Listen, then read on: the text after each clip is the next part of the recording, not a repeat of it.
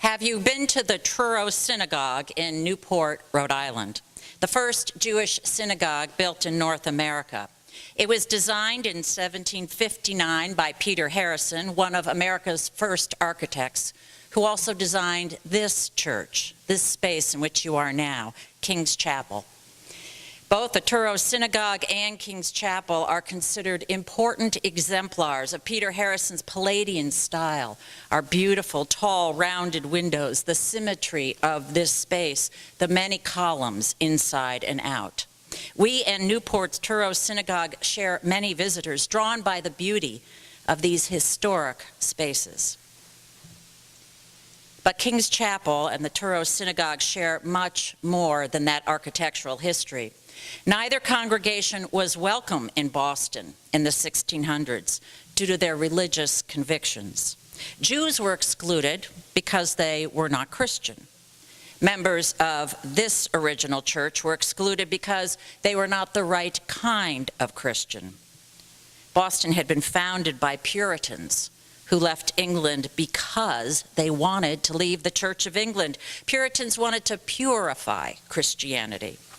As you know, in the 1500s, the Christian church in Europe had split into Roman Catholics on one side and Protestants on another, and the Church of England, the Anglicans, had tried to craft a middle way, adopting some reforms such as giving the people, and not just the ordained clergy, direct access to the Bible.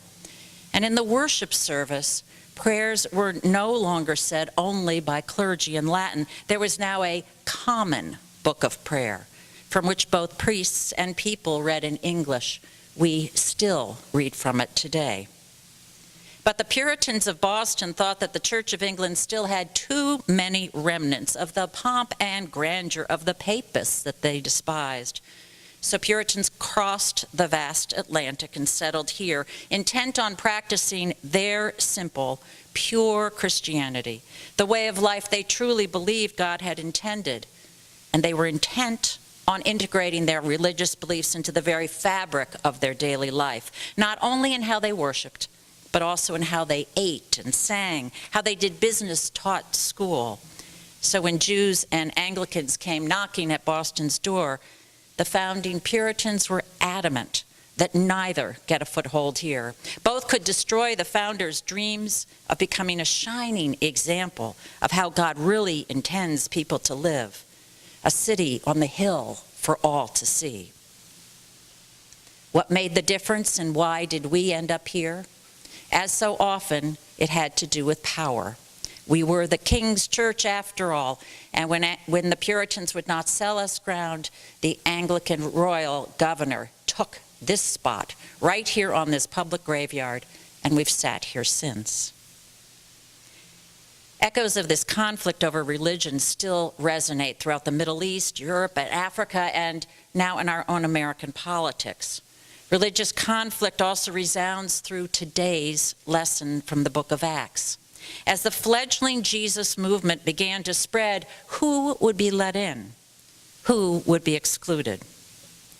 Understanding this story thoroughly was so important to early Christians that it's repeated 3 times in the book of Acts. Getting the story wrong has led to the worst abuses that Christians have committed, horrific holocausts and inquisitions. Much is at stake in how we read this story. You heard the basic outline from Paul Luca today. Peter, a Jew and one of Jesus' most trusted disciples, is praying at the lunch hour and has a vision of food. 3 times he imagines that he's been commanded to eat the plentiful food that's been lowered before him on a picnic blanket, there for the taking. But the food offered to him has been forbidden by Jewish law, which Paul also read about. In today's language, we would say that that food was not kosher. Paul knows the rules well and Peter knows the rules well and has never allowed anything profane to cross his lips, he says. It's the same for Jesus, as best we know. And Jesus never called for the abrogation of the dietary laws. Still, there is a voice, perhaps in the back of Peter's mind, that keeps saying, "Who do you think you are, Peter? You don't know. God makes this food clean. You've gotten it wrong again. Understandably, Peter is not sure what is happening, and the narrative makes no attempt to hide the possibilities. Is it Peter's psyche that's raising all these issues, making him daydream about food because, after all, it is noon and he's hungry? Is it his psyche tricking him, making food that he's never even tasted suddenly look delicious? Is the devil tempting him, or is God testing him? Is Peter still wrestling with the guilt that he felt that day not long ago when Jesus died? When Peter had denied he even knew Jesus not once, but 3 times. So this time, Peter will stay the course. He'll remain true to God and Jesus. 3 times the sheet of food is lowered, and 3 times Peter cries out, "No, no, no, I will not eat. I will not fail you again, oh God. No, 1,000 times no." It must be anguishing for Peter to be so conflicted again, unsure of what he's supposed to do. And then comes the knock. Gentile men, non-Jews, want to come into the house where Peter is staying. They are asking Peter to travel with him up to another city where Peter is invited to stay in the home of a Roman soldier and his family, all of whom want to learn more about Jesus. Now the question is no longer just whether Peter should keep or break Jewish rules and feed himself. Now the question is whether Peter will set aside one set of important Jewish values in order to achieve a second set of important Jewish values. Will he break long-standing traditions that have defined his way of life? Will he accept hospitality from a non-Jew, live with them, share food with them, so that these non-Jews can learn the ways of Jewish life taught by Jesus? The weight of 2 competing Jewish core values need to be assessed by Peter, a devout Jew. Do we see? Do Christians really understand this story? It is not about a conflict between Christians and Jews resolved in favor of Christians.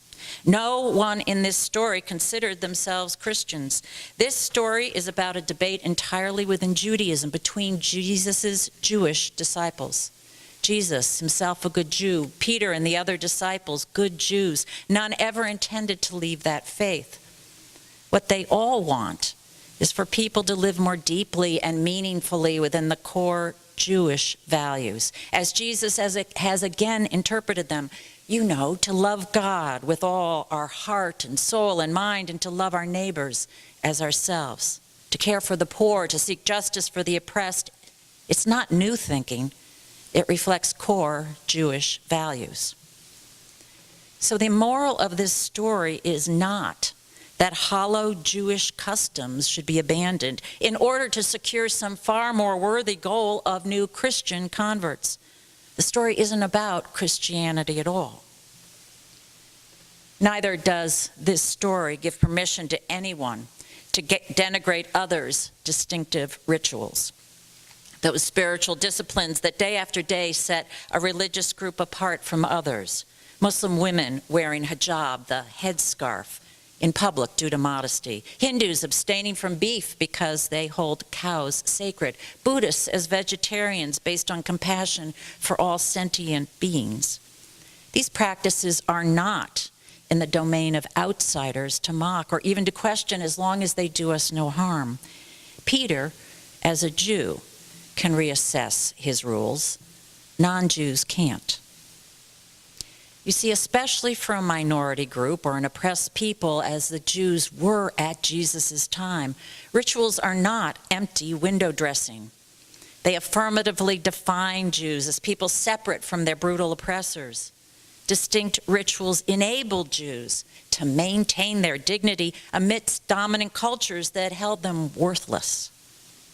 Rituals did not only tell the world who Jews were, rituals also shaped Jewish people into who they wanted to be.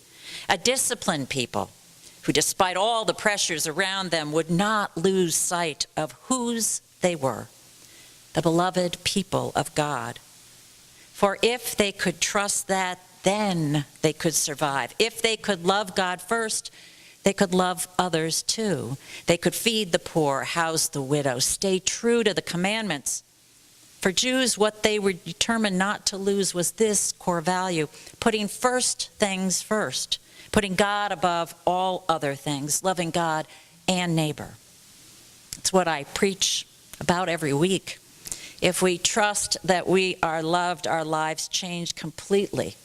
It frees us to act with compassion. It therefore certainly cannot be said by Christians, as I was taught growing up, that this story shows Christian superiority, setting aside those tired, vacant Jewish laws in favor of understanding God's free gift of grace. Jews understand undeserved grace. They call it God's steadfast love and mercy. And Christians often fall into the same trap of demanding rigid adherence to their own laws. You know, that one that says you really, really, really need to believe in Jesus this way. And finally, I'd say that this story isn't really about food at all. It's about living an integrated life in what was primarily an agrarian society. If Jews' primary goal was to put God before all else, then giving the first 10% of the expected harvest as an offering to God evidenced that priority, instead of everyone consuming the early crops immediately. If a core Jewish goal was to feed widows and orphans, then taking a portion for the poor right from the top of each crop made compassion a clear priority. When it came to other dietary restrictions, however, the rationale was admittedly less clear. Orthodox Jews argue that if the Torah requires them to avoid pork and shellfish and rabbits, they will do it. But other Jewish authorities for millennia have looked for rationales, such as the argument that dietary restrictions model priestly disciplines or have a health benefit. And you know, it is true. Pork tends to carry tapeworm and trichinosis, which causes lockjaw. Shellfish poisoning and tularemia, carried by rabbits, are dangerous diseases. But you know, rational or not, when critics of Judaism have sneered at these dietary laws, Jewish resistance has understandably stiffened. I learned from my Jewish commentary about the famous story from about 150 BCE, Syrians trying to make an aged Jewish man eat pork in public, and he refuses and is killed and becomes a martyr. Christians, completely unaware of this, resent Jews who are unwilling to eat in Christian homes out of commitment to keep their dietary laws. Christians feel as if they're being called unworthy or dirty, but, you know, that's our problem, those of us who call ourselves Christians, as long as we aren't being harmed. We could do better to focus instead on the many religious issues that do arise regarding what we eat, how it's produced, how much we eat, and what is left for others. Still, it was Reformed Jews in this country, in Germany, that reconsidered the dietary laws in the 1800s, and they did so in order to break down barriers between Christians and Jews. Leading rabbis opined in 1880 that the ancient rules regarding diet and garb and priestly purity no longer impress the modern Jew with a spirit of priestly holiness. Their observance in our days is apt rather to obstruct than to further modern spiritual elevation, they said. The old dietary rules should no longer be the cause of controversy or bitterness, they urged. Our seminarian this year, Matt Weinstein, was raised in the Reformed synagogue in Cincinnati, named for the proponent of this, Isaac Meyer Wise. But in those very first days of the Jewish movement, how did Peter make his decision? Was it a voice that spoke to him from heaven, commanding him? The odd circumstances that people knocked on the door just at the right moment? Maybe it was those things. It is always worth noticing when odd things happen in our lives. But you know, our insights are not limited to those flashed up to us on neon signs. Central to Peter's actions, in my mind, were two questions that are always wise to discernment. Who has the power? And what are the core values at stake? Within Judaism itself, it is said that if someone else's life is at stake, you must disobey the law to help. For the first time in this story, I think Peter realizes that he actually has power. Maybe not worldly power, that's in the hands of the Roman supplicant, but spiritual power. It's Peter and the other Jewish disciples who are in control, they can either include or exclude the Roman soldier and his family from the Jesus movement. It was those early Jewish disciples who could choose to enforce rules that will make it virtually impossible for any non-Jews to join the movement. They can demand that everyone convert to Judaism first, that grown Gentile men be circumcised, that Gentiles whose families do not all convert must leave their homes because now their homes are ritually impure. Jesus and the disciples can refuse to accept the hospitality of Gentiles, can refuse to talk to them about Jesus. Peter has that power. But I think Peter has been digging deep into his core values to clarify what they are in this Jesus movement. He's had to. He's had to in order to really trust that Jesus has forgiven him. So Peter recognizes this, that Jesus never excluded people. He'd always gone into homes and eaten with people no one liked. Jesus had said that his followers were not just to love God and their neighbor, but even their enemy. And he had said, when a Roman soldier commands you to carry a pack 1 mile, volunteer to carry it a second mile. So in a spirit of love, Peter goes to the Roman soldier. He takes others with him, 6 other men, we hear, to help Peter decide if he's been right or wrong, breaking the tradition too cavalierly or doing so as the best way to live out his core Jewish values. The real lesson of the story, I think, therefore, is this, that when we are the ones in power, we often need to err on the side of inclusion in order to be compassionate. And then we watch and see what happens, as Peter does. We watch to see if love thrives.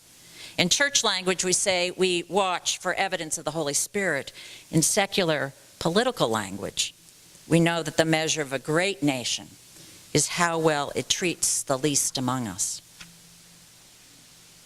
At the Truro Synagogue in Newport, visitors first enter a museum supported in large part by an American with this story to tell. At the end of World War II, he was 15, a boy in a privileged school from a wealthy family that could trace its roots back to the 1600s. But when a newsreel in 1945 ran at the prep school on a Saturday night and showed the haunting images of emaciated bodies of Jews, newly freed from Hitler's concentration camps, the rest of the student body whooped and cheered, not because the Jews were finally liberated, but at their near massacre by the Germans. Upon leaving the auditorium, this boy was told, "We didn't like Hitler, but at least he killed Jews." The boy was Jewish, one of only 2 Jews in the whole school, and his well-known name and wealth were irrelevant, didn't shield him from that hate. This boy, John L. Loeb, now speaks from a short movie shown at the museum. And the museum features 2 letters that Loeb found so deeply meaningful that he wants all the world to understand them. One was written by the head of the Truro Synagogue in 1797 to George Washington, thanking the new president for his recent visit. And the second is President Washington's immediate response. In my view, Washington emphasized the same core value that drove Peter to visit the Roman soldier, the inherent value of each person, regardless of faith or no faith, a value not dependent upon what others think, a value that cannot be taken away. Today we understand well how these natural rights given us by the Constitution were confined to white, wealthy, heteronormative men. And our continued struggle is to ensure that we are all considered full humans. but the ground was laid. For the first time anywhere in the world, and for the first time in these colonies, Jews could be citizens. It wasn't a right limited any longer, as it had been in all the colonies, saying only Protestant Christians could be citizens. And citizenship, belonging in America, said Washington, was not a gift given by the majority that could be taken away, an indulgence of the powerful to tolerate the less powerful. It was a right given by a greater authority than man. As long as any remained good citizens, all were protected. When Jews knocked at Boston's door, the Christian Puritans thought their defining value was living a pure Christian life. But the colonists also had this second value. It was about a covenant community where each had a vote to collectively control their future, independent of a king's dictates about religion. And in time, that value won out. When Gentiles knocked at Peter's door, the other Jewish disciples of Jesus at first thought their defining value was living as a true follower of the one God, a purified Jewish life. But the Jesus movement also had this core value, that God loves everyone, dignifies everyone, that all people of all faiths or no faith are made in God's image. The words came from Genesis. People still knock at our door today. How will America in 2016 respond? How will we, members of King's Chapel, who have covenanted together to worship God and serve all, how will we respond? What have we really discerned as our core values?